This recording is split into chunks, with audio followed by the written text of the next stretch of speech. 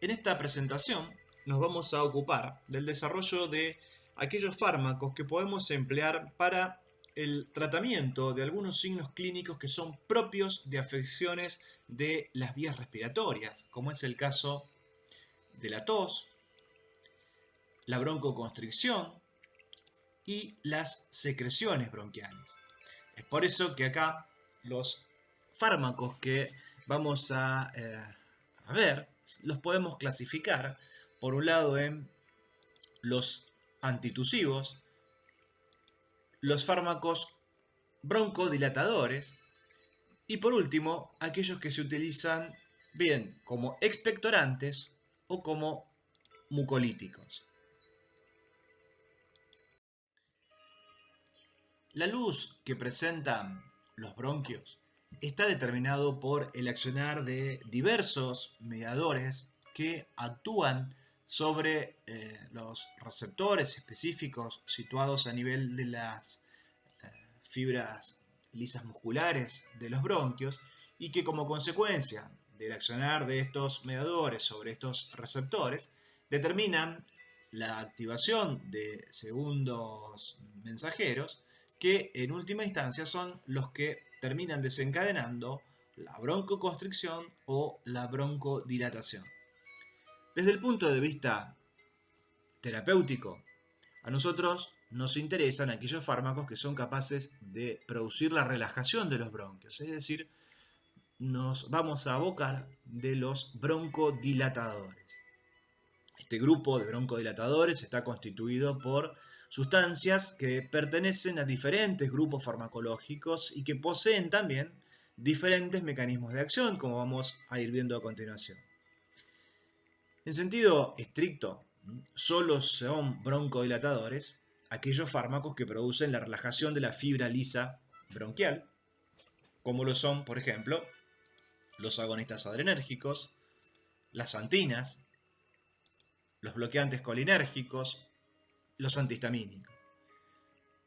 No obstante, también se pueden considerar en este grupo aquellos fármacos que se catalogan como antiinflamatorios, como es el caso de los glucocorticoides. ¿Por qué?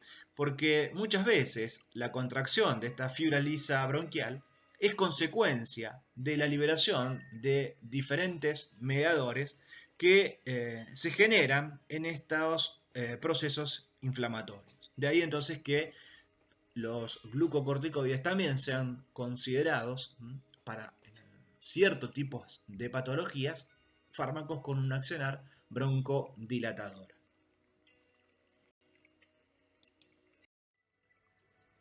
Tomando entonces como base lo que mencionábamos recién, vamos a desarrollar aquellos grupos que actúan como broncodilatadores.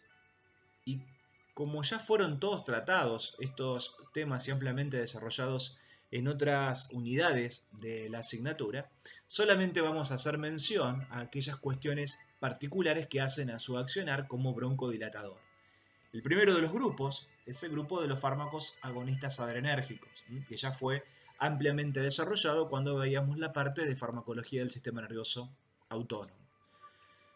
Puntualmente, en lo que concierne a su accionar como broncodilatador, podemos hablar de aquellos que lo hacen de forma selectiva y los que lo hacen de forma no selectiva. ¿A qué hace referencia esto de la selectividad? Bueno, a la capacidad que tienen para activar a los receptores beta 2 o, en el caso de los no selectivos, por el hecho de que activan tanto a los receptores beta 1 como a los beta 2. La activación, recordemos, de los beta 2 es la que está implicada en el proceso de relajación bronquial. Los no selectivos, como tienen también un accionar sobre los receptores beta 1, cuando se los utiliza, van a tener también efectos a nivel cardíaco. Es por eso que estos adrenérgicos no selectivos no están indicados para el tratamiento de procesos crónicos, sino que solamente se lo utilizan en procesos de broncoconstricción aguda, como puede llegar a ser un shock anafiláctico, donde la adrenalina sigue siendo el fármaco de primera elección para el tratamiento, principalmente por la rapidez con la cual actúa la adrenalina. Dentro de lo que son los fármacos selectivos, el más utilizado en medicina veterinaria como broncodilatador es el clenbuterol. Otro grupo farmacológico que tiene una buena acción sobre la musculatura bronquial produciendo relajación es el grupo de las xantinas. A las xantinas ya las tratamos previamente cuando hablamos de los estimulantes del sistema nervioso central. Y del grupo de las xantinas, las que se emplean como broncodilatadores son dos. Esto es la teofilina y su derivado, la aminofilina. Es importante remarcar que el grado de relajación bronquial que producen las xantinas, si bien es bueno, es menor que el que pueden producir los beta-adrenérgicos. Eso es importante que quede claro. Otra de las cuestiones a remarcar es que si bien se utiliza aminofilina o teofilina como broncodilatadores porque son los que presentan mejor acción sobre el bronquio, estos no están exentos de los efectos propios de las xantinas a otros niveles, como es el caso de el accionar estimulante sobre el sistema nervioso central, así como también los efectos cardíacos. Entonces esto es preciso tenerlo en cuenta.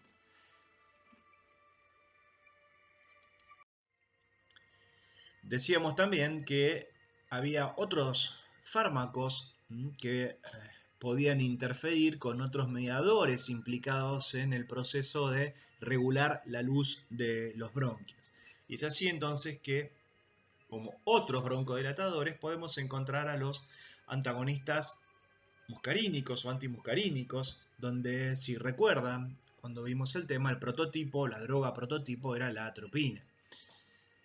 Lo que pasa es que la atropina, si bien ejerce un efecto broncodilatador leve, no es un fármaco considerado como de primera elección para el uso como broncodilatador por todos los otros efectos asociados al uso de la atropina.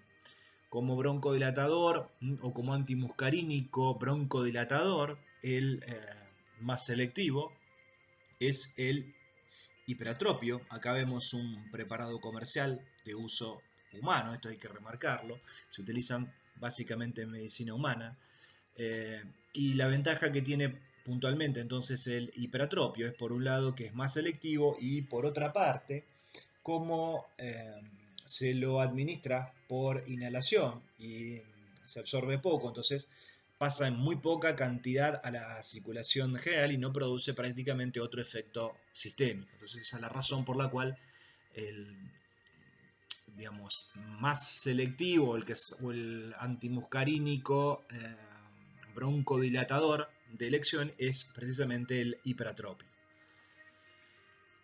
Tenemos también a los antihistamínicos, que cuando desarrollamos el tema, ya decíamos que la histamina o el rol que tenía la histamina regulando la luz de los bronquios en los animales era menor a la que se presenta en los humanos. De ahí entonces que los antihistamínicos tampoco sean un fármaco de elección como broncodilatador en medicina veterinaria. El cromoglicato es otro compuesto que también podemos encontrar cuando se revisan los libros de texto donde se describen a los broncodilatadores.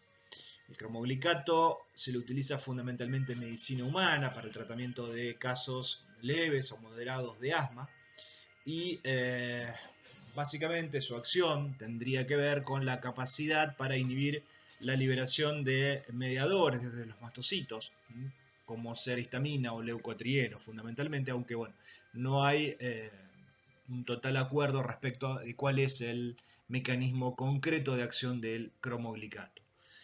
Por último tenemos a los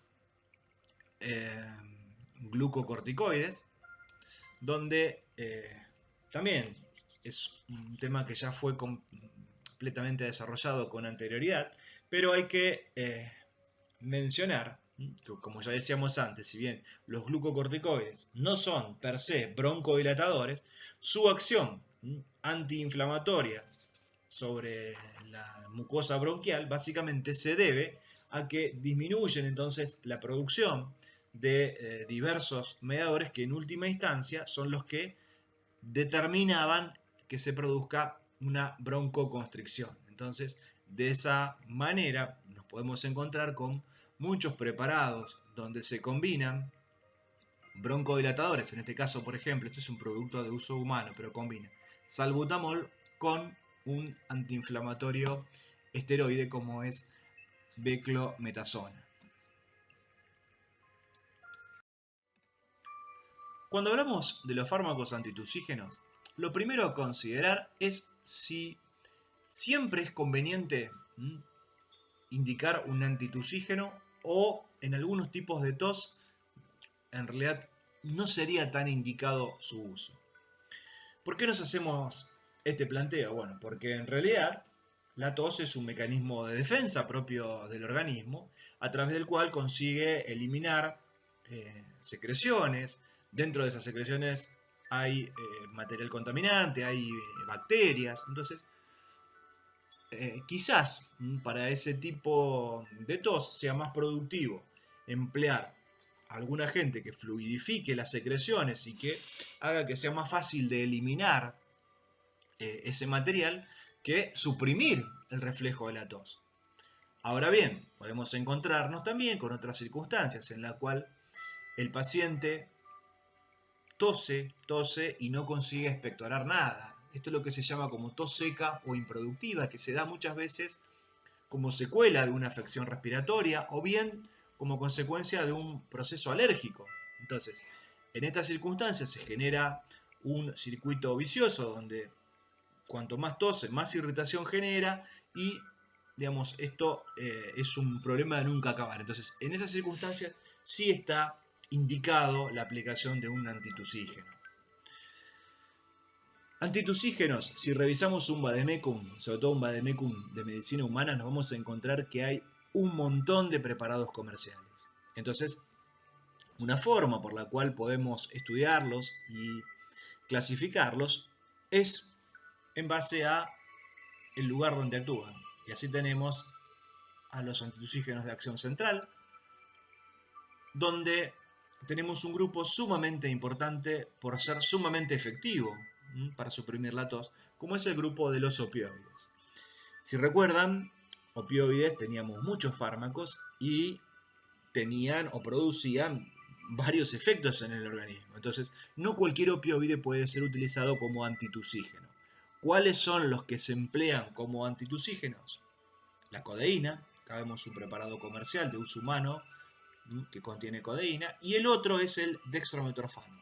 Y también tenemos un preparado en el cual, si bien hay varios componentes, uno de los que lo integra es el dextrometorfano. La ventaja que tiene el empleo del dextrometorfano, que es como al ser un derivado opioide, no tiene ciertos efectos colaterales propios de los opioides, como es el hecho de que carece de acciones adictivas y por otra parte tampoco produce efecto de excitación en el gato, cosa que sí pasaba con la codeína y por lo tanto la codeína no puede ser empleada en los felinos. Tenemos luego, dentro de los que se consideran como fármacos de acción central, al grupo de los denominados como no opioides. La lista de antitusígenos con, entre comillas, acción central que pertenecen a este grupo de los no opioides es extensa. ¿Por qué no los mencionamos a todos? Bueno, porque en realidad su efecto antitusígeno no es 100% efectivo, es dudosa su accionar, pero digamos, nos vamos a encontrar en el mercado con preparados formulados con estos compuestos, por eso es que los mencionamos. Fundamentalmente, esto hay que remarcar, en farmacología de uso humano. Aquí vemos, por ejemplo, un preparado que contiene el clofedianol. Es este. Insisto con esto, son compuestos que se utilizan mayoritariamente en medicina humana y este grupo de los no opioides es de dudosa utilidad. Luego tenemos los antitusígenos de acción periférica, donde tenemos un grupo muy importante, que es el de los demulcentes. Y aquí vemos un compuesto natural que actúa como antitusígeno, la miel. ¿Qué es lo que hacen estos compuestos? Bueno, forman coloides sobre la faringe y disminuyen así la irritación. Es por eso que muchos de los compuestos que se utilizan como antitusígenos están formulados bajo la forma de jarabe. Lo que hacen es suavizar la mucosa. Ese es básicamente el mecanismo por el cual actúan. Ese mismo mecanismo de acción, o similar mecanismo de acción, es el que tienen los expectorantes, como es el caso de la bromexina, para actuar como antitusígeno. Es decir, la bromexina es un expectorante, ya lo vamos a ver, pero por aumentar las secreciones y al hacerlas más fluidas, disminuye también la irritación y de esa forma suprime el reflejo de la tos. En cuanto a los antihistamínicos, que se pueden utilizar como antitusígenos, lo primero que hay que dejar en claro es que pueden tener una acción favorable como antitusígeno o tener un importante efecto antitusígeno cuando la causa de la tos es un proceso de base alérgico. De lo contrario, no tienen un efecto antitusígeno neto. Es por eso que básicamente la difeniramina o la clorfeniramina forman parte de muchos de los que podríamos considerar cócteles de jarabes con efecto antitusígeno, donde interviene más de un elemento o más de un compuesto en la formulación de ese jarabe, como es el caso del que vemos en este caso acá, en este preparado comercial, insistiendo siempre que todos estos preparados son preparados de uso en medicina humana. Vamos a ver ahora aquellos compuestos que actúan a nivel de las secreciones. Y es así que vamos a hablar de los expectorantes y de los mucolíticos. Los expectorantes lo que hacen es aumentar las secreciones fluidificándolas, ya que lo que hacen es aumentar el contenido acuoso. Entonces, de esa forma, la expectoración es mucho más fácil y de esa forma puede estar el paciente eliminando las secreciones. Tenemos expectorantes que actúan de modo reflejo y otros que lo hacen de forma directa. Los que actúan a modo o de modo reflejo, lo que hacen es provocar una irritación gástrica, ya que se administran por vía oral.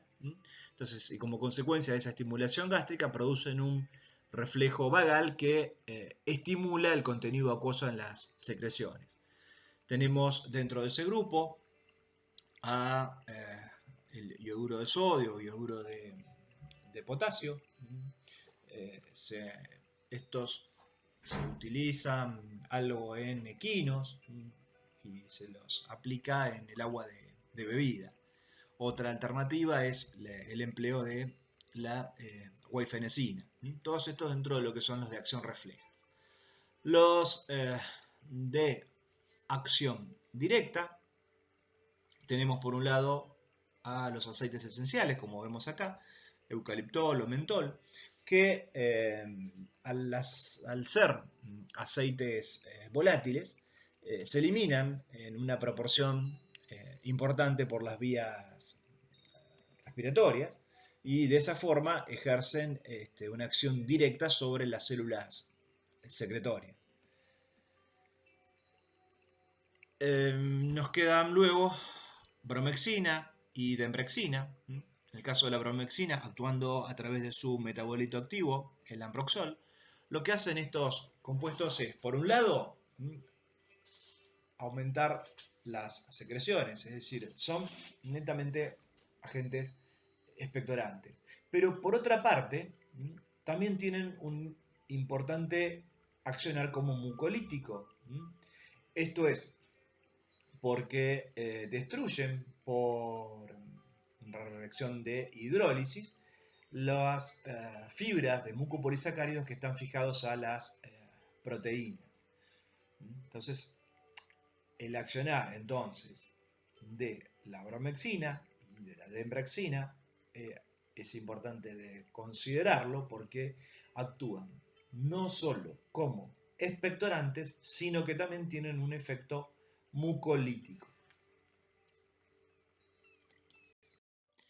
Los mucolíticos, por su parte, lo que hacen es afectar las características físico-químicas del moco, ya sea porque disminuyen la viscosidad o lo fluidifican, pero sin aumentar la producción.